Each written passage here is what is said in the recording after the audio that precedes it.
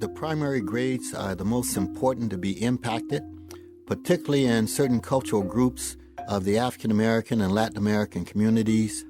They need to know who they are so that they feel a part of it, and they stand a lot taller. But even if you don't catch them before that, I service the juvenile court schools. I have the juvenile court schools come through here with their parole officers, African-American gangs and Mexican-American gangs that have been bumping heads.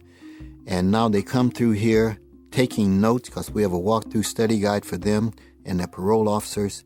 And they leave out here knowing that we have some DNA that overlap the same. We don't need to be fighting one another as a cultural group, African-American gangs and Mexican-American gangs. And that's one of the preventive measures that we used to do with the fourth grade program. The fourth graders, 9, 10 years old, coming through here at that age, see the significance of African people and what they've done, or people of African descent around the world. And they stand a little taller.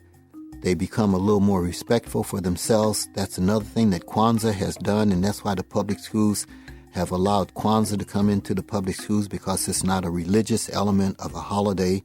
It is a self-respect. The different principles of Kwanzaa are principles that African people on the continent has lived with all their lives.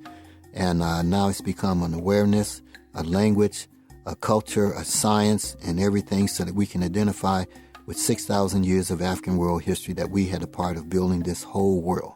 Mm-hmm.